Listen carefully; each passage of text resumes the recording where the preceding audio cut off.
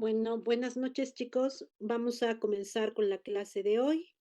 Vamos a tener dos clases de cáncer de piel. El primero que vamos a ver es el melanoma cutáneo, que afortunadamente no es de los más frecuentes, pero es de los más agresivos. ¿Y qué vamos a ver? Vamos a ver su epidemiología, cuáles son los factores de riesgo, algunas recomendaciones que son eficaces en este caso para la prevención si la persona las sigue. Vamos a ver qué vías moleculares principales están involucradas, genes específicos en el desarrollo de esta enfermedad, porque hay terapia blanco dirigida actualmente. Uno de los principales objetivos es reconocer los datos clínicos más relevantes, ver el TNM para la estadificación y de acuerdo a esto, ver el tratamiento. Entonces, de acuerdo a los datos de Globocam, podemos, como les decía, el melanoma no es de los tumores más frecuentes. De hecho, si vemos la incidencia a nivel mundial, ocupa el puesto número 17 y en cuanto a mortalidad ocupa el número 22.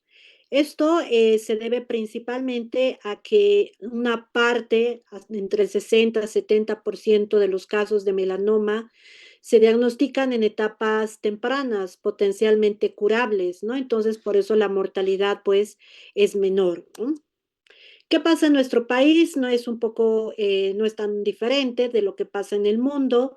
Ocupa el puesto número 14. Vemos que la incidencia es mucho mayor que la mortalidad y eso se traslapa en que una parte también de los casos diagnosticados con melanoma generalmente son en etapas localizadas. A manera de introducción, recordemos que son los melanocitos. Los melanocitos, recuerden que son las células pigmentadas que se encuentran en la piel y que le dan la tonalidad a la piel, producen la melanina a través de un proceso fisiológico donde el principal componente es la enzima tirosinasa. Si hablamos a nivel embriológico, se origina principalmente de la cresta neural, donde residen principalmente, bueno, primero hay que recordar las capas principales de la piel, ¿no? Recuerden que hay la epidermis, la dermis y el tejido subcutáneo. La mayoría de los melanocitos o reside en la parte basal de la epidermis o en los folículos pilosos. Y hay una homeostasis donde regula la producción de melanina a través de los queratinocitos epidérmicos. Hay como una sinapsis entre lo que son los queratinocitos y los melanocitos. Y esta sinapsis la podemos ver en este gráfico. Aquí tenemos un melanocito donde está haciendo contacto con varios queratinocitos. De hecho, se dice que por cada melanocito aproximadamente entre 10 a 15 queratinocitos tienen interacción fisiológica, ¿no? Con el melanocito. Si vemos la unión entre el queratinocito y el melanocito a gran aumento, podemos ver que una vez que hay acción de la luz ultravioleta, lo que hace principalmente es estimular al queratinocito para que haya diferentes genes y alteraciones en el DNA que finalmente hacen que se produzca la hormona estimulante del melanocito o conocida como alfa MSH y también otros componentes como lo que son las beta-endorfinas, la vitamina D, etcétera, ¿no? Pero el que nos interesa en este momento sería la hormona estimulante de melanocitos, que finalmente sale del queratinocito y va a ir a un receptor que se encuentra a nivel de lo que es el melanocito, más específicamente el receptor de la melanocortina tipo 1. Y una vez que se une esta hormona estimulante del melanocito a este receptor, va a haber diferentes cambios a nivel nuclear que finalmente va a producir melanina y eso es lo que le va a dar el color a los queratinocitos, ¿no? Entonces, en resumen, es la radiación ultravioleta quien va a estimular principalmente a los queratinocitos y va a hacer que secreten estos factores que mencionamos, que es la hormona estimulante de melanocitos, que regula todas las funciones: supervivencia, diferenciación, proliferación y motilidad de los melanocitos, y hacen que estos produzcan melanina, ¿no? Y es lo que se conoce como el bronceado o la tonalidad de la piel. Entonces, el melanoma surge de la transformación maligna de los melanocitos, ¿no? Entonces, ¿qué más pasa? Todas las mutaciones que se producen en genes reguladores de crecimiento, factores de crecimiento, pérdida de receptores de adhesión, van a contribuir a que los melanocitos tengan una proliferación descontrolada porque les permite escapar de la regulación de los queratinocitos. Entonces, en consecuencia, el resultado va a ser una proliferación descontrolada de los melanocitos, que finalmente pueden llegar a expandirse e incluso a propagarse a otros órganos. Y esta forma de propagarse se ha descrito que existen de dos maneras. Tenemos la primera, que son que los melanocitos, que en general se encuentran en la mayoría de los nevos son los lunares, ¿no? Pueden progresar a melanoma creciendo de forma radial, es decir, de forma horizontal, como se ve en el gráfico de la izquierda, y producir microinvasión a la dermis y posteriormente a otros órganos, ¿no?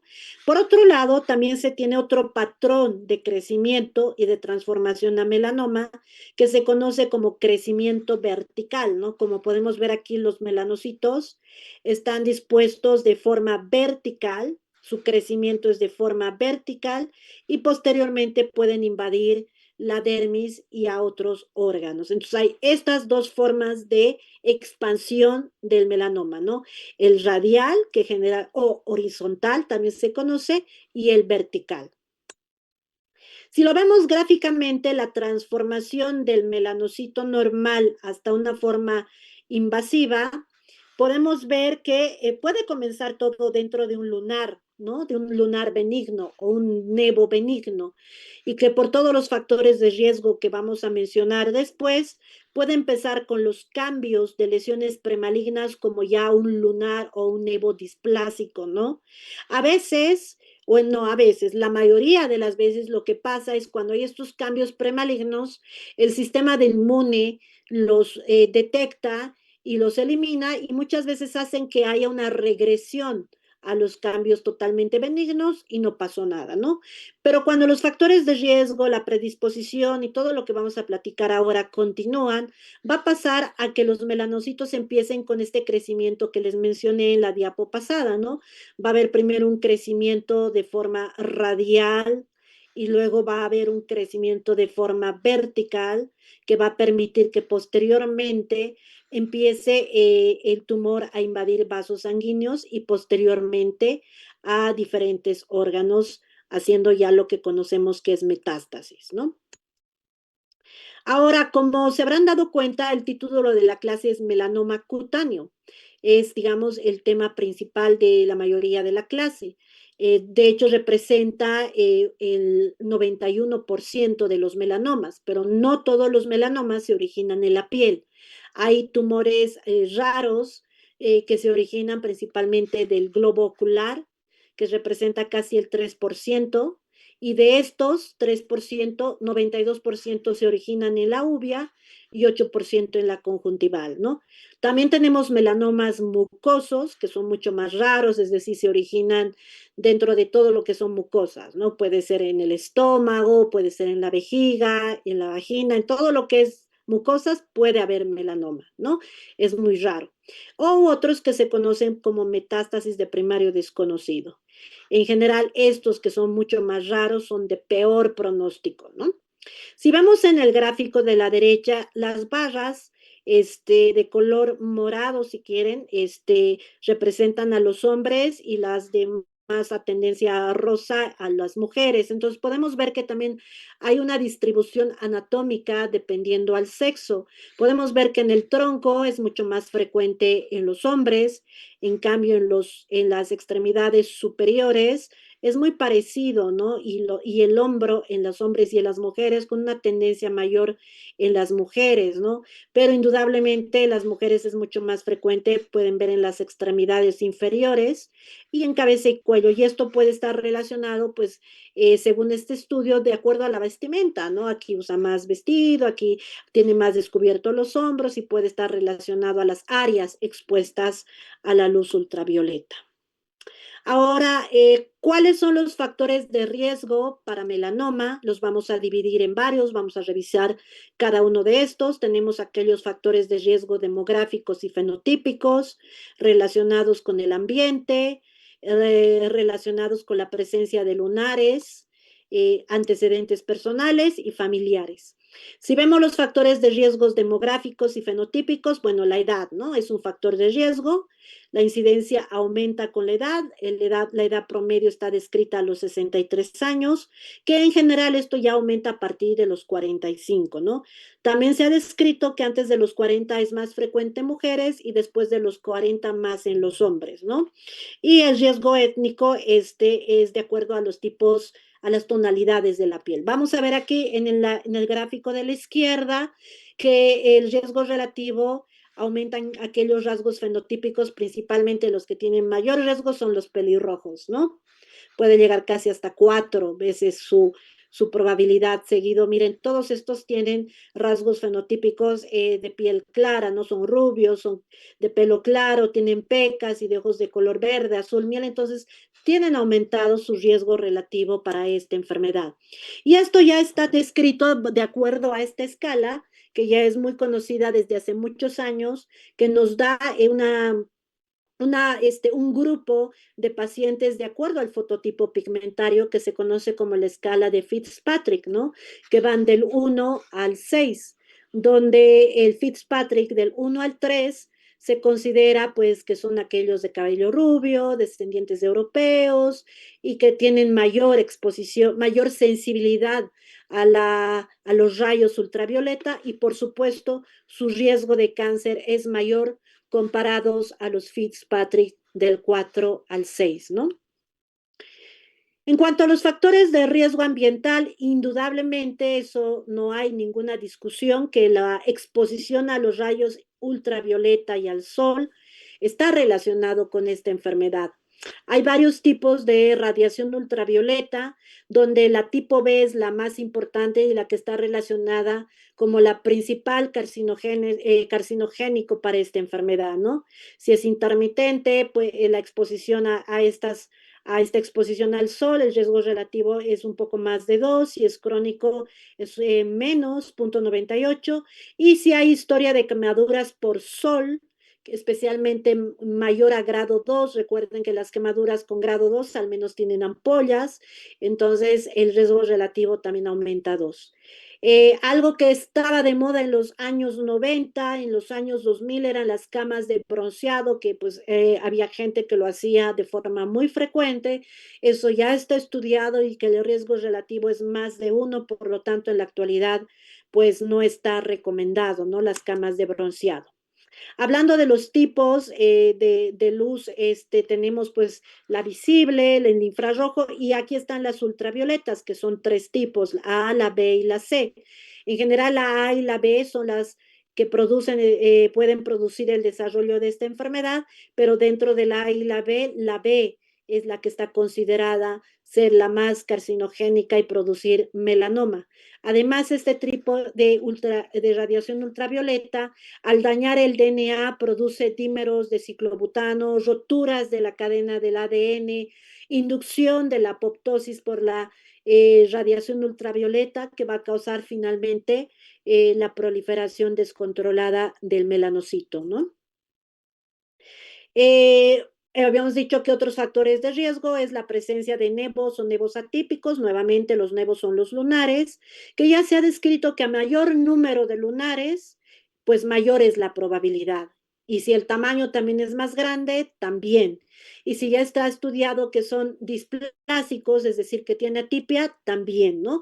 En general, si estos lunares son más de 6 milímetros o más, o cumple alguno de los siguientes 2 criterios, que tenga una pigmentación variable, un perfil irregular, asimétrico, y en estas tablas podemos ver que los riesgos relativos de los nevos atípicos son mayores que los riesgos relativos que los nevos comunes o simples, ¿no?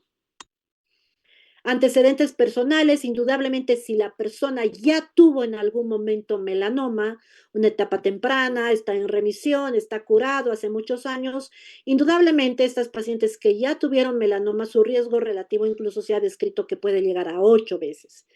El tener historia de cáncer de piel no melanoma, que es la clase que vamos a ver la siguiente semana, pues también te aumenta el riesgo hasta casi 5, ¿no? Antecedentes familiares, 10% está descrito que de los melanomas están relacionados con una carga genética. Hay varias mutaciones que ya se han descrito que están involucradas en el desarrollo. Una de las principales es la que está en rojo, que es la alteración de la sinasa dependiente de ciclina 2A, que 25% está relacionado con lo que es un melanoma familiar, ¿no? Cuando tienes esta mutación, tu riesgo es del 30% a los 50 años y casi del 80% a los 80 años, o sea, es alto, ¿no? Otro tipo de mutaciones, ¿se acuerdan de este? Es lo que vimos en las primeras diapos, el receptor de la melanocortina que se encuentra en nivel del melanocito, pues si está alterado, también aumenta, ¿no? Ya conocen al BRCA2, ya lo hemos visto en otro tipo de tumores, síndromes como retinoblastoma familiar, síndrome de Li-Fraumeni, también se ha visto que está relacionado con melanoma. Historia familiar va a depender de qué familiares y el número de familiares. Miren que tener 2 familiares de primer orden te eleva casi a 9, ¿no?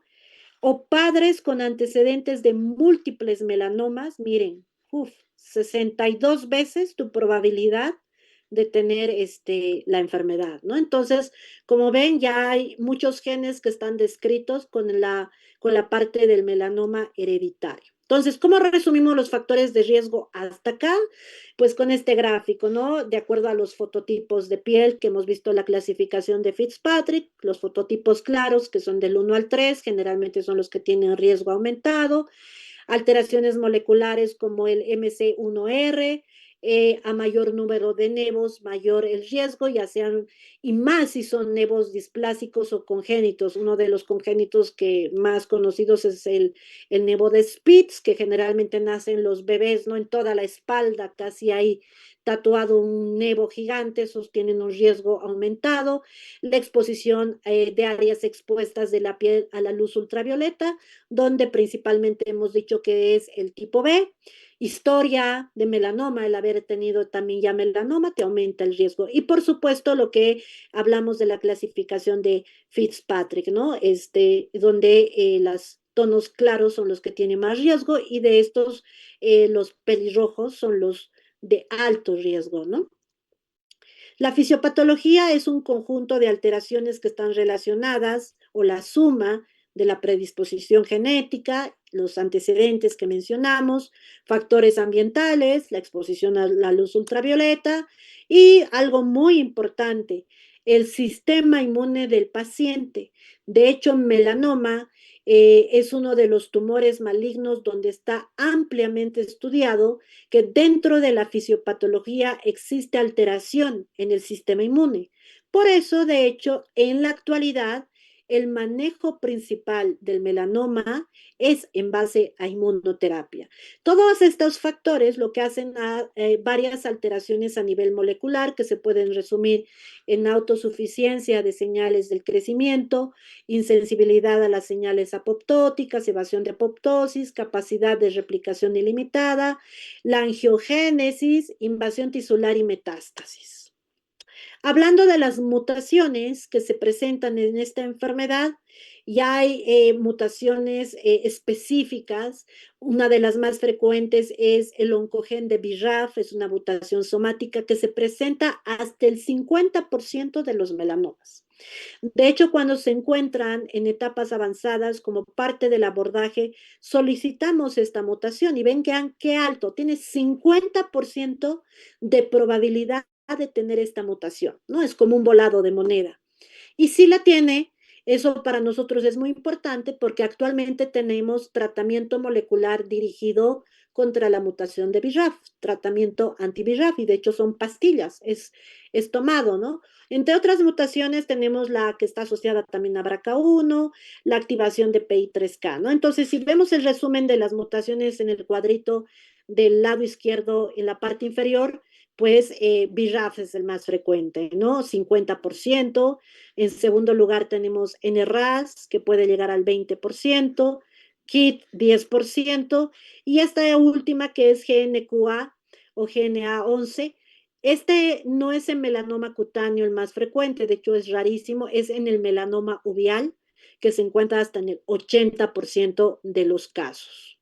Si lo vemos ya a nivel intracelular, nuevamente les voy a recalcar que la vía principal estudiada es la vía de MAP sinasa, ¿no? Donde ya ustedes conocen que está compuesto por NRAS, BRAF, MEC y MAC, ¿no?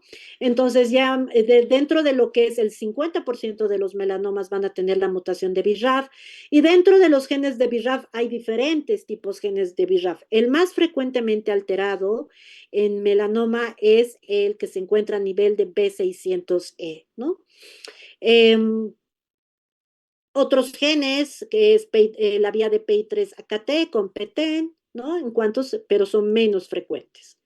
Como les mencioné, la parte del sistema inmune está muy involucrado en el desarrollo del melanoma, es uno de los tumores más inmunogénicos, de hecho es algo muy complejo, donde existe una alta especialidad de al menos de 6 meses a un año de solo lo que es inmunoncología. Entonces, a muy, muy, muy grandes rasgos, aquí tenemos pues la célula del melanoma, y a este lado tenemos las células, las diferentes células del sistema inmune, donde una de las principales es el linfocito T, ¿no? Entonces, lo que pasa es que el linfocito T tiene estos receptores que ya los han visto en otros tumores, que es PD1, y su contraparte, el receptor PDL1, que se encuentra a nivel de la célula del melanoma, ¿no? Aquí tenemos CTL4, que también es otro receptor. ¿Y qué es lo que hace, no? Una vez que se une el PD1 que se encuentra a nivel del linfocito T con el PDL1 que se encuentra en el melanoma, al hacer interacción lo que hace es bloquear al sistema inmune.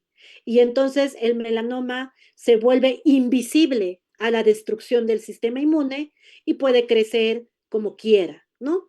Entonces, ¿qué pasa con los fármacos de la inmunoterapia? Hay fármacos anti-PDL1, hay fármacos anti-PD1 y otros receptores que también están involucrados en este bloqueo del sistema inmune. Entonces, al bloquear estos receptores que bloquean el sistema inmune, pues desbloquean, ¿no?, esta interacción y hacen que el sistema inmune nuevamente tenga la capacidad de reconocer y destruir en este caso, a la célula del melanoma, ¿no? Entonces, estimula nuevamente al sistema inmune la inmunoterapia para que destruya al tumor, ¿no? Entonces, a manera de resumen, en la parte baja de lo que es el tronco y las extremidades, qué mutaciones se encuentran. En la mayoría de los casos, BRAF, hemos dicho 45-50%. En la parte alta, que es cabeza y cuello, mutaciones principalmente como RAS y NRAS, que pueden estar 15-20%, que es lo que se representa en este gráfico. Pero también hemos visto que hay melanomas que no están relacionados con la exposición a luz ultravioleta, como son las que se encuentran en las partes de las mucosas, ¿no? Y en la mucosa hemos dicho que uno de los genes involucrados es c-KIT, ¿no? Ahora, ¿cuál es la clínica del melanoma? ¿De qué lesiones tendríamos que sospechar y confirmar o descartar nuestra sospecha diagnóstica, ¿no? Entonces, hablando principalmente de los lunares, lesiones pigmentadas y formas, haya cambios en su forma, tamaño, color, superficie, ¿no? De hecho, como hemos mencionado al principio, en los factores de riesgo hemos dicho que a mayor número de lunares, el riesgo aumenta. Entonces, generalmente cuando ya la persona tiene varios lunares, como que conoce, ¿no? Se familiariza, no cuántos exactamente, pero más o menos se da cuenta la forma, el tamaño. Entonces, cuando uno de ellos cambia en cualquiera de estas características, eso es lo que se conoce la lesión en patito feo, ¿no? La que ya no es igual a los demás. Y si además esta lesión que cambió tiene prurito, ardor, dolor, sangra o se ulcera, la probabilidad es mayor.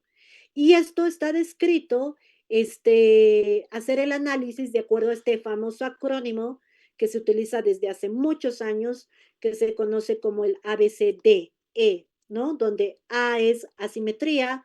Si vemos en la fotografía del lado de la derecha y hacemos una línea imaginaria a la mitad de lo que es el lunar, pues podemos ver de forma evidente que ninguna de las dos mitades es parecida una a la otra, son asimétricas, ¿no? La B es ver los bordes. Esta imagen es demasiado patognomónica, no es de libro, es muy fácil. Pueden ver los bordes que son irregulares. Luego que tenga un cambio de coloración, puede ver que aquí hay áreas más pigmentadas que otras, incluso hay áreas hipopigmentadas. El diámetro generalmente se sospecha más cuando son mayores de 6 milímetros y la evolución, es decir, en el tiempo, cómo ha ido cambiando en cualquiera de las características previas, ¿no? Cambios de color, cambios de tamaño, ¿no? Entonces, esas son las que hay que sospechar. Entonces, preguntas importantes hasta acá, ¿cuándo notó por primera vez la lesión? Si no había o si había, ¿cuándo cambió? Si hay antecedentes familiares de melanoma o algún otro tipo de cáncer de piel, si por factores de trabajo u otra índole hay antecedente de exposición crónica a la luz solar, o bueno, hay personas que todavía les gusta lo que son la cama de bronceado, si durante la niñez o a la adolescencia tuvo quemaduras, por lo menos grado 2, fácil de identificarlas, ya saben, aquellas que hacen ampollas son las que son grado 2, o si tiene alguna enfermedad que le produzca inmunosupresión, ¿no? Como VIH o una de las enfermedades o especialidades que utilizan mucho inmunosupresor con corticoide, por ejemplo, es la reumatológica, lupus, artritis reumatoide, que inmunosuprime su sistema inmune, también son los que están predisponentes a esta enfermedad, ¿no? De acuerdo a esta clínica, con estas características que mencionamos, pues hay diferentes tipos de melanoma solamente con la exploración clínica, ¿no? Hacer una mención especial al melanoma in situ. Recuerden, in situ es cuando no invade la membrana basal, está confinado solo a la epidermis y realmente esta es una etapa cero, ¿no? Entonces, una vez que invade lo que es la dermis y la membrana basal, ya es el melanoma invasivo. Y bueno, dentro de melanomas, de acuerdo a la clínica, tenemos 4 tipos, ¿no? El melanoma de extensión superficial, el nodular, el léntigo maligno y el acral. Veamos primero el melanoma de extensión superficial, es el que representa el mayor porcentaje, puede llegar al 70%, se puede presentar desde ya los 40 años hasta los 60, generalmente tiene un crecimiento de tipo radial u horizontal, pueden evolucionar de una mácula a una placa, ¿no? Y posteriormente también pueden hacer un crecimiento vertical y formar un nódulo, ¿no? Y hasta la mitad de los casos, esto se origina generalmente en lunares previamente conocidos, ¿no? Áreas donde más se presentan son piernas en mujer y tronco en hombre, ¿no? El melanoma nodular es ya en personas un poco mayores, más de los 60, pueden tener diferentes tonalidades de negro, marrón, incluso rosa o rosado. Se ulceran, se sangran, su crecimiento principal es vertical, por eso también son más nodulares. Crecen en meses, es el que tiene peor pronóstico, y el área de la piel donde más se encuentran es en la parte superior, ¿no? Lo que es cabeza y tronco. El léntigo maligno es una progresión invasiva del léntigo maligno que puede empezar de un melanoma in situ. Generalmente estos tienen un crecimiento un poco más lento. Estos son los que más aparecen en las zonas expuestas al sol. Es de gente un poco más mayor, 70. Entonces, una de las áreas más expuestas al sol, pues es la cara, ¿no? Y dentro de la cara, pues nariz y mejilla es el más frecuente. El lentiginoso acral, como dice su nombre, pues principalmente aparecen en palmas y plantas, y aquí también una mención especial a las subunguiales, ¿no? De hecho, todos los lunares que se encuentran en estas áreas de trauma crónico, como especialmente son las plantas, si hay lunares en estos lugares, la verdad como forma de prevención secundaria se recomienda, ¿no? Quitar los lunares, porque sí, con el trauma crónico puede predisponer al desarrollo de melanoma. En las uñas, el melanoma subungual que les mencionaba, cuando vean este signo característico que se conoce como Hutchinson, con estas placas que pueden medir más de 3 milímetros de ancho, pues sí, puede ser esta enfermedad y hay que abordarla, confirmarla o descartarla. Entonces, para ver en forma gráfica los diferentes tipos de melanoma, aquí está el melanoma de extensión superficial, hemos dicho que es un crecimiento horizontal, son unas máculas, generalmente pocas veces hacen placas, son máculas, el nodular sí, son lesiones, como dice su nombre, nodulares, sobreelevadas, de diferentes tonalidades, aquí tenemos una tonalidad rojo, tenemos el lentiginoso, que hemos dicho que son las que más se dan en áreas expuestas al sol, como es la cara, que está una lesión característica, y aquí incluso ya pueden hacer de forma rápida el ABCD, es asimétrica, bordes irregulares, ¿no? Colores de diferentes tonalidades, ¿no? Entonces, y el diámetro evidentemente es más de 6 milímetros, ¿no? Entonces, y finalmente, pues el acral lentiginoso, ¿no? Esto ya es algo demasiado obvio, ¿no? Una lesión de melanoma del libro. Y hay una mención especial a un melanoma raro, que es el melanoma desmoplásico amelanocítico, tiene poco pigmento o no tienen pigmento, estos son mucho más complicados de diagnosticar, ¿no? Y esta es un cuadro donde resume lo que les acabo de decir, ¿no? Los 4 tipos de melanoma desde el punto de vista clínico, con todas las características para que lo lean de forma, con calma en su casa. ¿Qué otros subtipos rarísimos? El amelanocítico hipomelanónico, que les digo que no tienen pigmento, súper raros. El espitzoide, que se originan de esos tumores congénitos, el de famoso de Spitz, que nacen algunos bebés así con lunares así gigantes, más de 20, 30 centímetros, también son de alto riesgo. Y el desmoplásico, ¿no? Hacer nada más unas cuantas palabras de este melanoma no cutáneo, que es el ocular, que dijimos que se presenta principalmente en la uvea. Aquí está en el gráfico, pueden ver esta paciente donde se ve la lesión dentro de lo que es la conjuntiva, donde la mutación hasta en el 80% de los casos hemos dicho que están en estas, ¿no? En el GNA11 o en el GNAQ, ¿no? Es de muy, muy mal pronóstico, a veces dan radioterapia, a veces hay que enuclear el ojo completo, ¿no? Y aún así es resistente a quimio, hay estudios con inmunoterapia, habrá que ver si algo funciona, pero los melanomas oculares son de muy mal pronóstico. Ok, entonces el diagnóstico, ¿cómo lo hacemos? Pues con lo que hemos mencionado en cuanto a la apariencia clínica, ¿no? Aquí tenemos un grupo de lunares donde hay uno que ha cambiado, ya no es igual que los demás, es el famoso signo del patito feo, y en este signo del patito, en este lunar que tiene el signo del patito feo, el que cambió, pues hay que hacerle el ABCD, ¿no? La simetría, los bordes, el color, el diámetro y cómo ha evolucionado, cómo ha cambiado y en cuánto tiempo, ¿no? Y esto nos da hasta con solo esta parte que es meramente clínica, en el 70% de los casos vas a hacer el diagnóstico y lo vas a confirmar obviamente con la biopsia, ¿no? Entonces, ¿quién revisa este tipo de lesiones? Pues son los dermatólogos, tienen un método con un lente especial que se llama dermatoscopía, que amplifica la lesión y analiza de forma mucho más amplificada el ABCD, ¿no? La evolución. Y finalmente, pero quien nos va a confirmar el diagnóstico, pues es la biopsia. ¿Y qué queremos que nos reporten una biopsia bien estudiada? Es, bueno, nos va a decir qué tipo de melanoma es, ¿no? Lo que hemos visto, superficial, lentiginoso, acral. Esto, el número 2, el grosor del tumor en milímetros, la profundidad en milímetros del tumor, que se conoce la clasificación de Breslow, que lo vamos a ver ahorita, es uno de los factores más importantes para diagnóstico, para etapificación y para pronóstico, ¿no? Si la lesión está con ulceración o no, el número de mitosis, si hay microsatélites y los márgenes si es que se están valorando, ¿no? Entonces, hablando de la biopsia, hay dos maneras de tomar la biopsia. Cuando la lesión es pequeña, se puede tomar toda la lesión. Nada más que el requisito es que haya bordes por lo menos libres de lesión entre 1 a 3 milímetros. Pero en la mayoría no ocurre eso.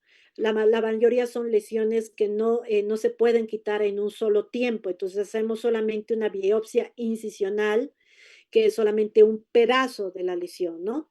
Pero aquí hay un requisito, tiene que ser por punch. ¿Cómo? ¿Qué significa por punch? Aquí vemos este aparato que son expertos los dermatólogos, va a recordar mucho y va a ayudar a entender, hacerle las similitudes como un cortador de galletas, ¿no? Entonces ellos apretan e ingresa, aquí tenemos magnificado el aparato y va a cortarnos todo el grosor de lo que es la piel. ¿Por qué? Porque nos interesa el Breslow, ¿no? Los milímetros en profundidad que ocupa el melanoma. Este es el método ideal y el adecuado. Hay otros que no deberían hacerse, bueno, en personas entrenadas saben que no es el ideal, que es solamente por rasurar, hacer con el bisturí un rasurado superficial y nada más. Y lo que a nosotros nos interesa es el Breslow, ver los milímetros, cuántos milímetros en profundidad está abarcando el melanoma. Por eso el método ideal es el punch, ¿no? Esto seguro lo verán en sus clases de patología, pero entre marcadores de inmunohistoquímica que confirman el melanoma tenemos principalmente la proteína S100, melan A, MHB45 y SOX10.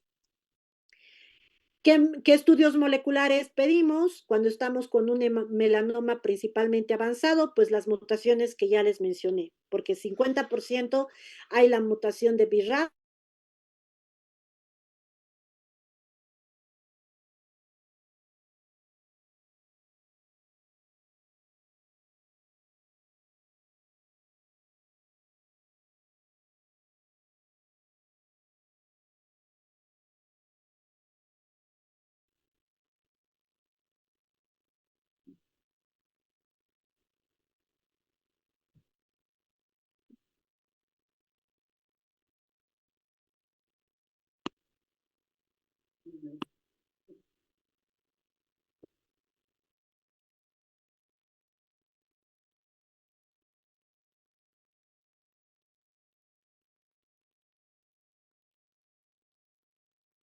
Entonces decimos, pedimos de cajón a todos la presencia o la ausencia de la mutación BRAF, porque ya les expliqué que 50% de los melanomas la tienen y en segundo lugar la mutación de NRAS. Se está haciendo una nueva clasificación, no solamente desde el punto de vista clínico, también desde el punto de vista molecular. Recuerden que la oncología actualmente estamos en la era molecular. Entonces, de acuerdo a la clasificación molecular, hay 4 tipos de melanoma, ¿no? Aquellos melanomas con la mutación de BRAF, ¿no? Aquellos que tienen la mutación de RAS, aquellos que tienen la mutación de NF1 y los triple negativos, es decir, que no tienen ninguna de las 3 previas, ¿no? Eh, ¿Tiene algún valor pronóstico de tratamiento o clínico? Pues aún no se sabe, ¿no? Lo que eso se está estudiando, probablemente sí va a ser principalmente valor de tratamiento es lo que nos interesa en la oncología, porque pues a los que tienen la mutación de BRAF les vas a dar anti-BRAF, ¿no? A los que tienen de CARRAS, anti-CARRAS y así sucesivamente, pero entonces, ¿qué les das a las triple negativos, no? Entonces es algo que se está desarrollando y que se ha descrito que en los diferentes tipos de melanoma desde el punto de vista de clínico, que hemos visto al principio, superficial, lentiginoso, acral, también hay diferentes mutaciones que están involucradas en cada uno de esos subtipos. Entonces, continuando con el abordaje, generalmente realizamos una ecografía de los ganglios regionales, dependiendo dónde se encuentra la lesión, ¿no? Para ver si hay compromiso o no, es como que estamos valorando el N, ¿no?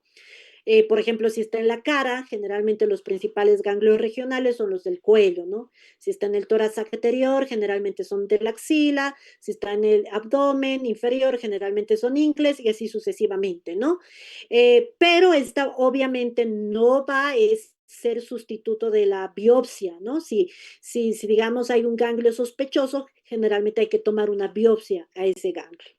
Y para determinar presencia o ausencia de metástasis a distancia, pues una tomografía de tórax, abdomen y pelvis o un PET-CT si se pudiera tener disponible.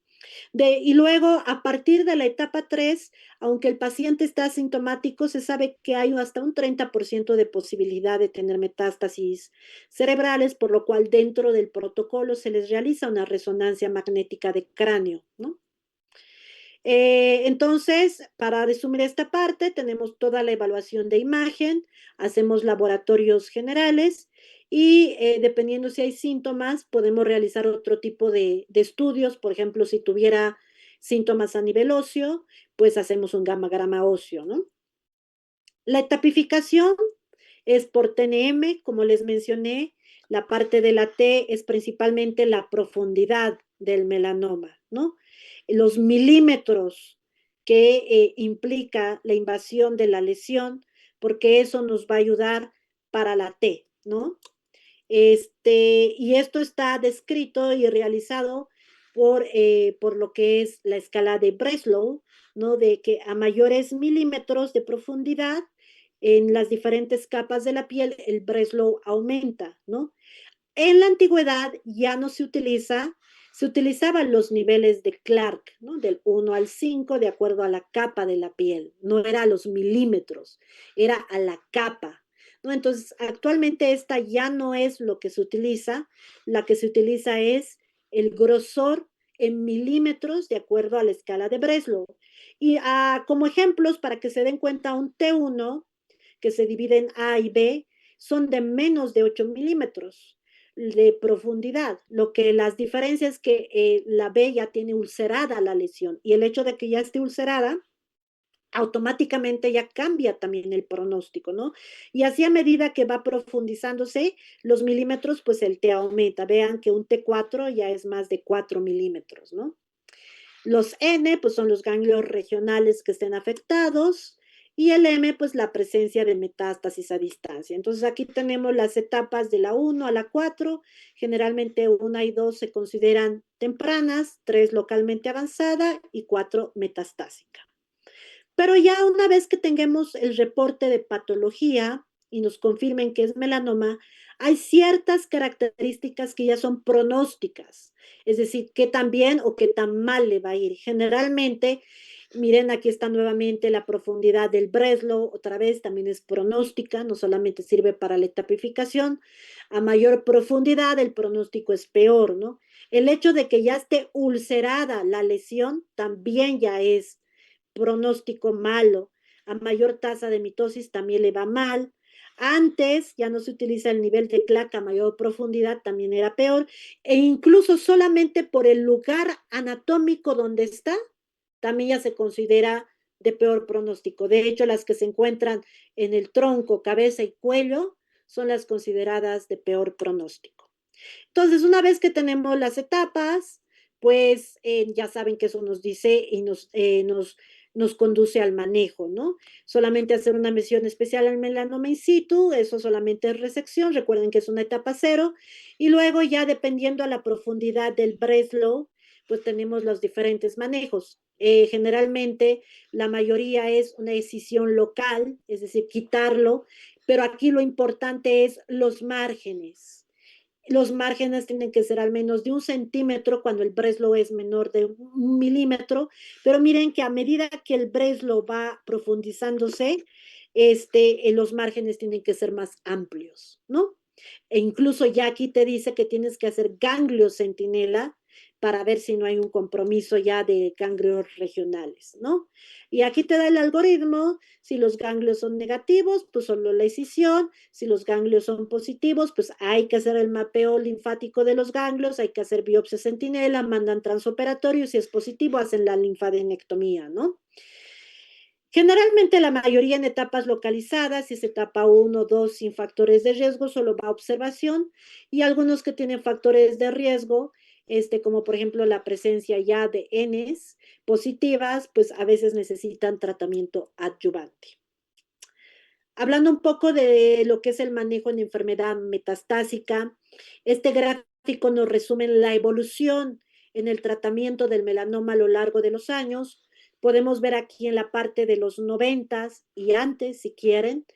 Esto ya existía, bueno, existe, no es que existía, pero bueno, se utilizaba la tacarbacina, que es quimioterapia, pero realmente se aprendió a lo largo de los años que la quimioterapia no le hace nada al melanoma. Son realmente quimioresistentes, de hecho en la actualidad no son parte del tratamiento en primera línea del melanoma, porque incluso te producía más efectos secundarios que beneficio, y al contrario, le deteriorabas la calidad de vida del paciente, ¿no? Capaz y aquí más bien solo le dábamos cuidados paliativos más que darle dacarbacina porque las tasas de respuesta menos del 10,5%, ¿no? También existían estos dos medicamentos como parte del manejo. Crean que estos son inmunoterapia, es un tipo de inmunoterapia ya, no crean que la inmunoterapia es algo reciente, ya se ha estudiado desde hace años ciertos tipos de inmunoterapia, estos que es la interleucina en dosis altas y el interferón. No es que no funcionaran, funcionaban de hecho, pero ¿cuál era el bemol de este tipo? Eran extremadamente tóxicas, tanto que tenían que ponerse en terapias intensivas a los pacientes. Entonces, por eso es que las fueron dejando de lado, ¿no? Hasta que en el año 2010-2011 fue un parteaguas en el tratamiento de esta enfermedad y de muchas enfermedades en oncología, donde este medicamento es el primer aprobado y estudiado, y de hecho fue melanoma, que es el ipilimumab, que es un tipo de inmunoterapia que bloquea el receptor de CTL4 y que se aprobó en estos años. A partir de esto hubo una bomba de desarrollo de diferentes medicamentos, de lo que les mostré en el gráfico, anti-PD1, anti-PDL1, su combinación, que ya para después de los 2020 y en la actualidad es uno de los tratamientos de primera línea con respuestas de más del 70-80%, y el pronóstico pues ha cambiado 180 grados. De estos pacientes que vivían 3 meses, pues ahora viven hasta 5 años, ¿no? Entonces, o más, y algunos probablemente estén curados. Por otro lado, también tenemos este desarrollo de este tipo de terapia, que es la terapia molecular dirigida. Para eso está la mutación de BRAF, porque hay terapia anti-BRAF. De hecho, el primer fármaco que se estudió como terapia anti-BRAF es el bemurafenib, ¿no? Y este también fue un parteaguas. Aquellos melanomas que tienen la mutación de BRAF, una de las líneas de tratamiento pues es dar anti-BRAF, ¿no? Entonces, y se ha desarrollado varias moléculas, combinaciones que han mejorado. Incluso ya hay otros fármacos que se van contra BRAF y que han mejorado las tasas de respuesta y han mejorado el pronóstico de esta enfermedad, ¿no? Entonces, en resumen, cuando tenemos un melanoma metastásico que no se puede resecar, si tiene la mutación de BRAF, se puede dar anti-BRAF combinado con o sin inmunoterapia, y si no tiene la mutación de BRAF, el tratamiento de primera línea es la inmunoterapia. Y esto lo resumimos en este gráfico, ¿no? Mutación de BRAF, si la tiene, no la tiene, inmunoterapia. Si la tiene, pues dar anti-BRAF, ¿no? Y nuevamente este gráfico que vimos casi al inicio de la clase, aquí está la sinapsis inmunológica, aquí está el PD1 y PDL1, tenemos fármacos anti-PD1 que ya los conocen, pembrolizumab, nivolumab, este es nuevo, semiplimab, otros que van al PDL1 como atezolizumab, durvalumab, avelumab. Aquí tenemos el anti-CTL4, donde es el primero que se desarrolló, que es el ipilimumab, ¿no? Donde quita el freno, donde quita este freno que les puso al sistema inmune y hace que el sistema inmune vuelva a funcionar y pueda atacar al tumor, ¿no? Algunas líneas de lo que es prevención y detección precoz, le decía, es una de las medidas que de forma solamente instructiva, de forma solamente educativa al paciente, si las realiza, pueden ser bastante efectivas, sabiendo que la exposición a la luz solar y la ultravioleta es uno de los principales factores de riesgo modificables para poder desarrollar melanoma, pues es una estrategia principal para disminuir el riesgo, o evitar el sol en las horas pico de mayor intensidad, que ya está descrita en varios artículos, que es de 10 de la mañana a 4 de la tarde. Si vas a sí o sí tienes que salir a esas horas, pues usar sombrero, camisa manga larga, pantalones largos, incluso ya hay lentes o gafas de sol especiales contra los rayos ultravioleta, incluso hay lipsticks también con factor de protección solar, porque recuerden que hay también melanoma de mucosa, ¿no? Y la mayoría de los protectores solares tener un factor de protección mínimo de 15. Bueno, la mayoría ahorita creo que compran arriba de 20, ¿no? 50 es el máximo efectivo, no existe, lo demás es marketing, el de 100 es igual de 50, bueno, eso es otro tema, pero no es mejor, el máximo efectivo a nivel de estudios es 50, ¿no? Y como prevención secundaria, enseñar al paciente que si ya tienes lunares, si ya te sabes que tienes más de 50, 100 lunares, tratar de familiarizarse con esos lunares. Idealmente sería revisarse con un especialista, en este caso con el dermatólogo, es lo que se conoce como mapeo cutáneo, pero bueno, si no es posible, por lo menos conocer sus lunares y si hay alguno que cambió, se hizo el signo del patito feo, pues abordarlo, ¿no? Entonces, ¿qué concluimos? Dentro de la epidemiología, afortunadamente es un tumor raro, pero su incidencia va aumentando en las décadas, especialmente por lo que es la exposición a la luz solar y con todo el deterioro de la capa de ozono, ¿no? Por eso es que actualmente no se recomienda ponte al sol para que tengas más vitamina D. Eso ya no es una recomendación adecuada en la actualidad. Por eso cuando hay deficiencia de vitamina D, lo que hacemos es reponer la vitamina D de forma oral, ¿no? Factores de riesgo hay tantos hereditarios como no hereditarios. Dentro de los no hereditarios, nuevamente la exposición a luz solar. Dentro de la carcinogénesis ya tenemos genes identificados que no solamente sabemos que están involucrados en el desarrollo, sino que también actualmente son blancos moleculares para tratamiento molecular dirigido. En la clínica no se olviden del acrónimo del ABCDE que hay que valorar en cualquier lesión que tenga el signo del patito feo, ¿no? El diagnóstico, ya saben, confirmatorios con biopsia, donde se van a hacer las pruebas moleculares que mencionamos. En la tapificación es por TNM. Recuerden que Breslow es una de las más importantes y por eso tiene que ser la biopsia tomada por el método adecuado. Y de acuerdo a la etapa, pues vamos a dar el manejo. Generalmente etapas tempranas son resección, cirugía, ganglio centinela. Etapas avanzadas tiene de mutación de BRAF, preferentemente anti-BRAF. No tiene mutación de BRAF, preferentemente inmunoterapia, ¿no? Y se ha visto que este tratamiento en los últimos 10 años ha mejorado la supervivencia de los pacientes con enfermedad en etapa 4 que antes se morían a los 3 meses, ahora están viviendo 5 años, muchos de esos no se saben si actualmente están curados porque han hecho respuesta completa, ¿no? Y nuevamente recordarles que en la actualidad no tiene ningún rol la quimioterapia en melanoma. Recordarles que el 23 de mayo se recuerda el Día Mundial de la Prevención de esta enfermedad y con esto terminamos la clase. Si tienen alguna pregunta o duda, levanten la manito virtual, por favor.